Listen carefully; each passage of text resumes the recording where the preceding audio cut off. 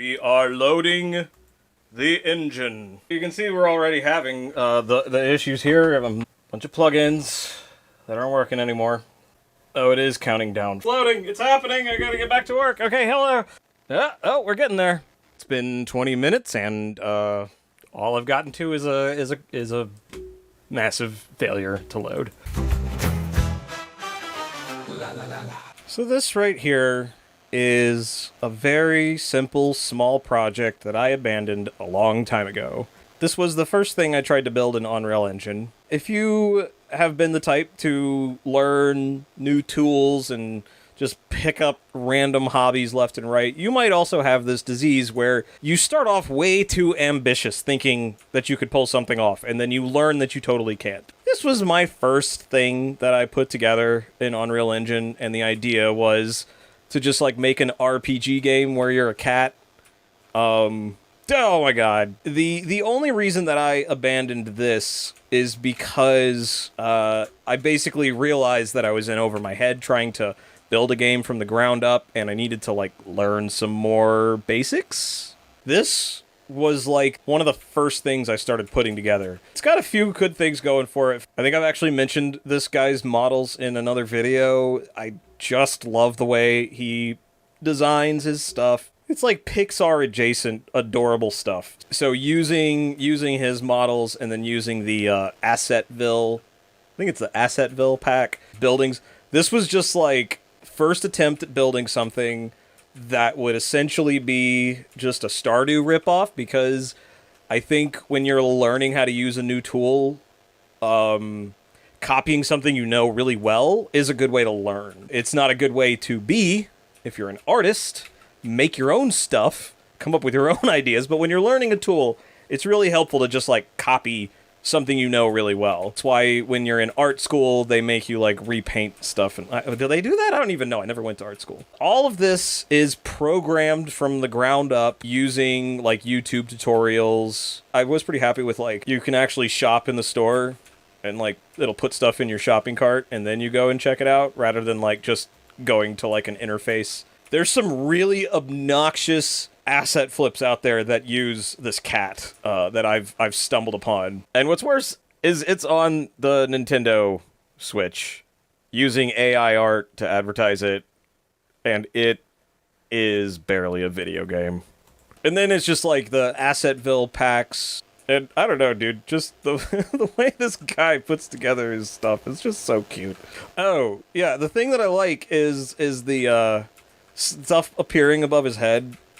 Because that's usually only in, like, 2D games, but I really like it being used in a 3D environment. It's just, I don't know, it's, you know, like he picks up an apple and it's like, bing, it's on his head. The idea behind this was just to put something together that was going to be a really small map, but with a lot of different stuff to do. Obviously, the background still needs work, but it's supposed to be kind of like locked off. There would be traffic coming down the road, and you would run the hotel from over here. This would be the office. And I was using the horror engine. Welcome to Horror Engine. You're on the overview level now. The horror engine might be one of the most comprehensive game packs on the Unreal Marketplace, and it's probably great if what you want to do is make a survival horror game. It's great for that. But if you really want to make any fundamental changes to it, it's very complicated. I mean, it's practically a whole functioning video game. All you need to do is come up with your own levels. You know, it's like you get something like that, and you still, if you have any specifics about your gameplay, then you're going to have to start making stuff yourself. Like, the horror engine's good for, like, modifying without having to do a ton of work. Like, it comes with a lot of different door types. I didn't have to do much to get these window shades working. So, you know, in that regard, Horror Engine's great. But I can't use my stairs. I don't know why I can't use the stairs. But I will tell you that stairs are just a headache. No matter what, stairs are going to be a headache. You play some of the biggest AAA video games in existence and just watch what happens when your character gets on the stairs. There's going to be trouble. Lots of games can get away with doing this. I mean, even big franchises like Pokemon, Overwatch, and Skyrim use these kinds of tricks for making their 3D worlds easier to explore. Yeah, you can see, like, on my player collision, I've got the stairs as, like, a ramp, but I guess I've got the ramp, like, too much of an angle, or I need to change my movement on my character. Let's look at that. And this is a good example of why, even when you see an asset flip, those people deserve a little bit of respect for some of the work they've done, if they've done anything. Not all of them do anything. Some of them really do just upload the assets as they got them. But I want to change the movement on my character. I think that's right in here. You just click character movement component in the blueprint, and you go over here and you angle, I think, walkable floor angles, 44.7. Probably want it at like 45 even. I think that's not going to do anything because the horror engine has all of its settings in this like dynamic... let's see, 1, 2, 3, 4, 5 different graphs in a separate blueprint from the actual playable character. This is movement, this is weapons, and this is equipment. This isn't even all the graphs that are involved, because each one of these also is going to have a bunch of functions that he built into it. And so if you want to, just make a little change like that, you need to not only go through all of this, you need to understand all of this.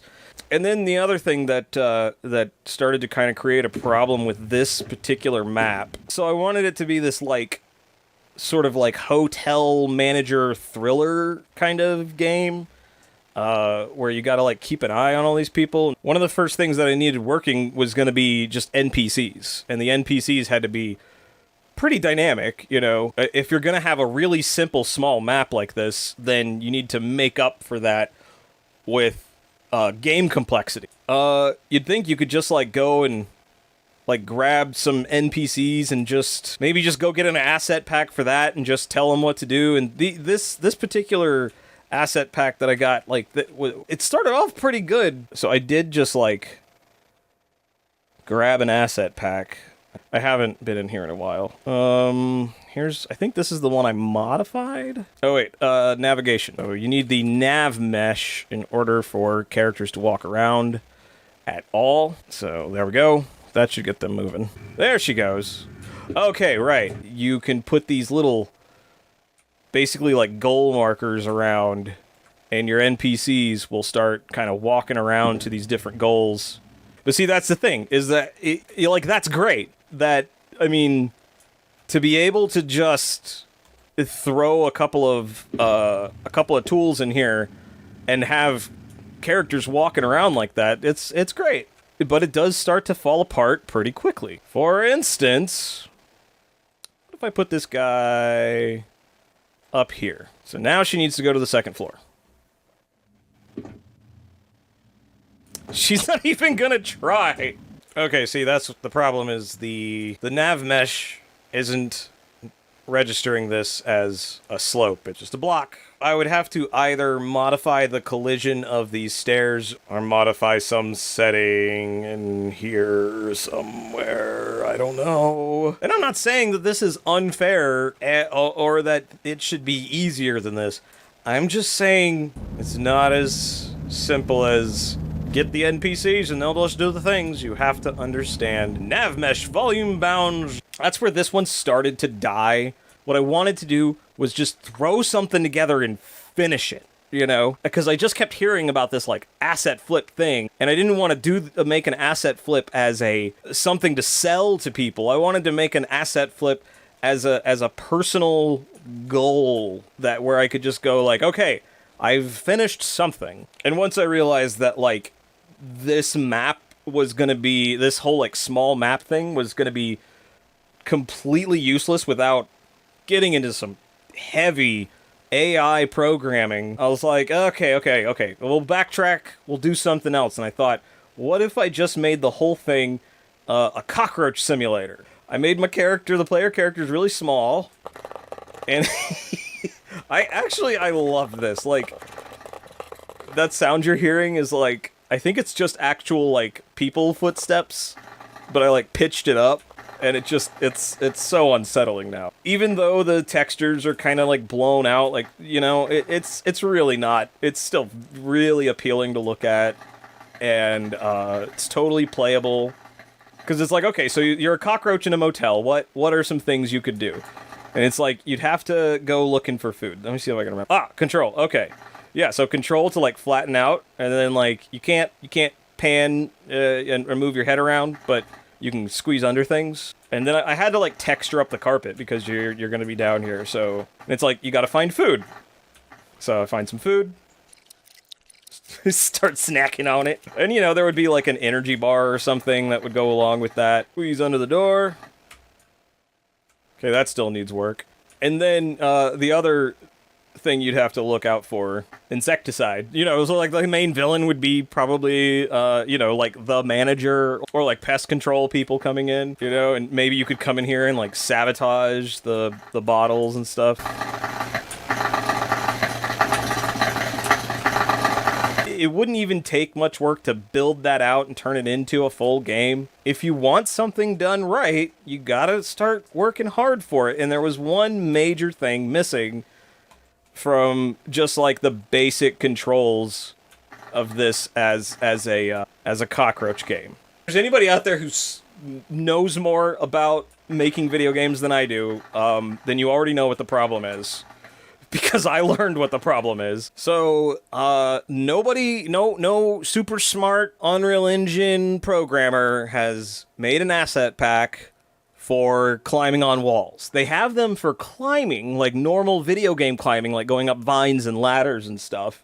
Isn't it weird that I say vines before I say ladders? Like, I myself have climbed on ladders, but I've never climbed on a vine, but... Having played so many video games, that's what I think of first. But to have something that actually walks on the walls. You can already see how optimistic I was. This blueprint's called Simple Climb. I was like, I'm not going to make a complicated climbing mechanism here, just a simple one. Okay, see? So it's working. I am now on the wall, and I am a walking character on the wall. Look at that. So I just got to swap that out with a cockroach, and I'll be great, right? Now, you don't know how I'm moving my mouse right now, but the camera in Unreal Engine is oriented in such a way that it's like built into the character blueprint.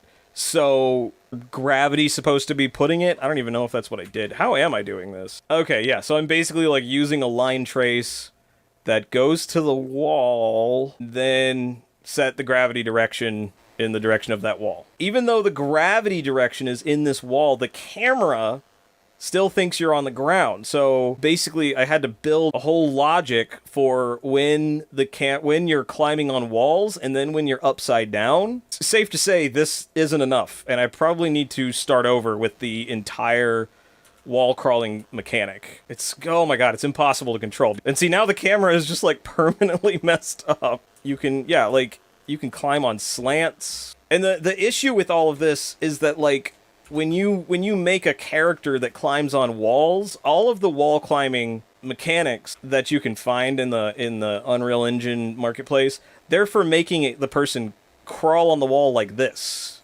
But you have to reorient the whole thing so that the player is like this, and maybe I just rotate the world around the character, and that would solve all of it. That might be the trick. Okay, we're almost there. Okay, yes.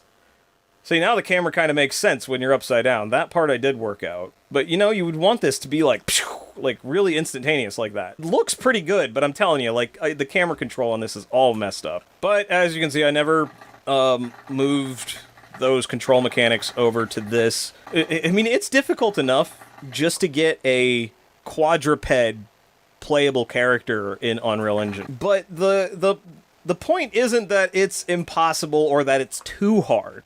I love working hard for stuff that I create. The thing that I'm making clear here is that it is harder than you think from the outside if you haven't pushed through and tried to do something like this. If you have a specific idea, that's going to be the first thing that's going to mess you up.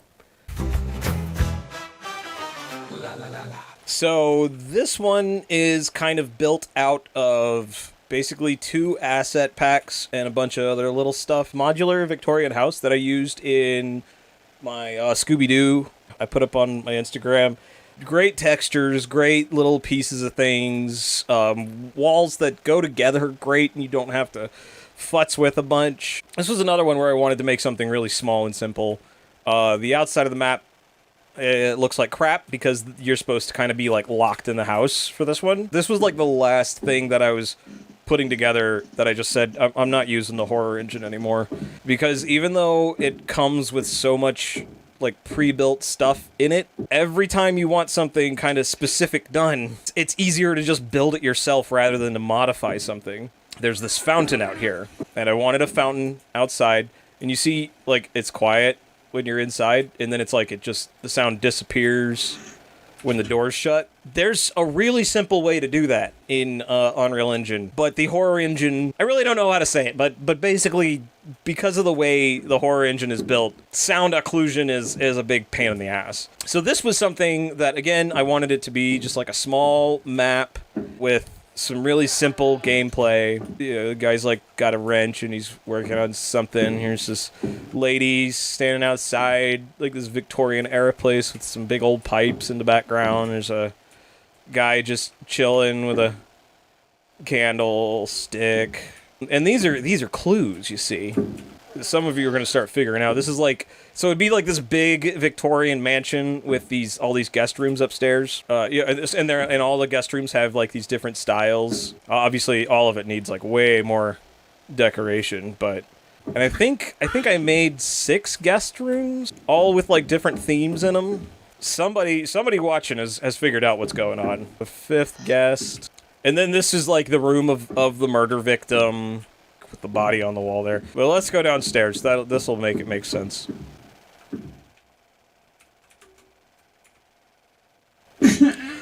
So, again,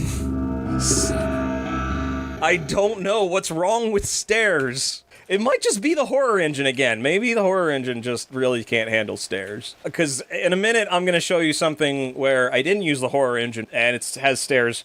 It's a completely different problem, though. These would be like the kind of rooms where you have to do like investigations and stuff. So we got a big old ballroom with a Shining inspired bar over here in the corner. Dining room.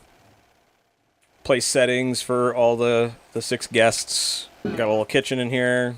And yes, this was meant to be a fan project, not a totally original one. This room over here, little greenhouse or conservatory, some might call it. The other thing that's really complicated about doing Unreal Engine is that it's hard to explain to people what you've accomplished. There's so much goes into this. I didn't model the greenhouse exterior here. I didn't model this plant. I did not make the particle emitter. Like as a filmmaker, building atmosphere is one of the things I really love to do, and putting all these elements together and making the atmosphere is the thing that, by the time this is done, that I'm proud of. And atmosphere would be lighting choices, how everything flows, basically like how far the light reaches, how do windows react when you get up to them. Those are all like atmospheric choices that I enjoy making. There's only a couple more rooms. Oh, this is a billiard room. I think it'd be really cool to get... God damn it. I'm trying to pick this up. Okay, yeah, there we go. I would like it to be like where these like games in the game room are actually playable. But I think this is only playable from a physics standpoint, which makes it like impossible to play. I didn't model the pool table, kind of like rebuild all of its collision, so it's got like actual pockets in it and everything. And that's just another example of having to do extra work if you want anything specific. It's like, yay, I found a fully built billiard table that looks great. Oh, it's completely unusable because of the collision. I'll have to rebuild all the collision. And then this is the library. This would be like the study. And then over here is the lounge. A little room for the men to retire to for whiskey and cigars. If you haven't figured out what this all is yet, then this should do it. Here's all the murder weapons. Clue is my favorite board game. there are video game versions of Clue, but they're basically just like you can play the board game in digital form. I'm thinking, like, if I wanted to play Clue as a video game, I would rather be able to walk around the mansion. Yes, there are secret passageways. Now that took quite a bit of work. One thing I'll say for the horror engine is its ladder mechanic is on point. If the video game you want to make is first person. Let's see. Close the secret passageway. This I'm not sure about. Like, should the secret passages under the house be, like, really handmade and unfinished looking? Or so this should bring you up to the conservatory.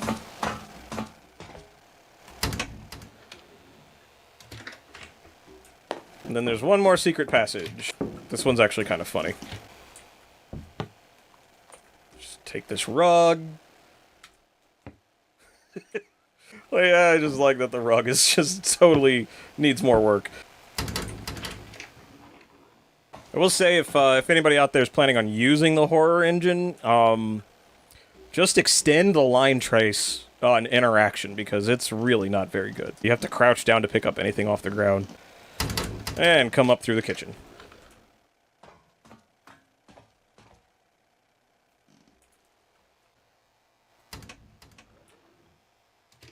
But like I said, you're locked in the mansion. Maybe there would be like NPCs to talk to. I would want it to function sort of in the same way, where basically like a game of elimination. I don't have any complaints with this particular project. There is this one thing I don't get. Show FPS, there it is. Detail. Okay, yeah, so there's my frames per second right now.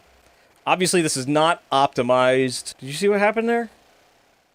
It goes from 30 to like 15.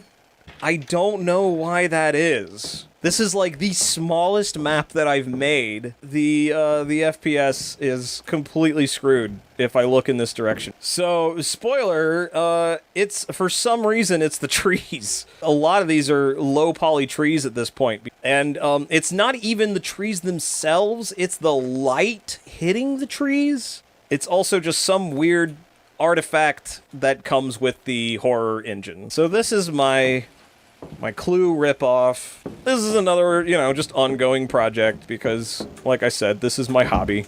But this is something that, like, once the map is built and optimized, the game mechanics have to be really in-depth, and the NPC interactions have to be really good. But this is something I would actually like to finish. A lizard named Bill in the chimney. The first phase was to basically, like, get the map and turn it into a 3D space. So for those who don't know, I started making a propane video game based off of a King of the Hill episode, and that turned into me making just like a King of the Hill fan video game. So here's a little update on something that took a ton of work, but really doesn't look it at all. I'm not gonna mess around here, guys. There's not a lot to show off. That's why this is just part of a bigger video. But the core game mechanics are getting worked out. So, like I said before, the King of the Hill video game, I want to make it based on carpentry. So this is my sort of like crafting system that I have been putting together, and the idea is that all of the crafting is going to happen in-world, not on an inventory screen. So you put your items on the table, you grab your tool, and you craft something, and then you can pick up that something, and now, yes, he does have a tiny chair in his hand, and you can put that down. And then you can pick it up.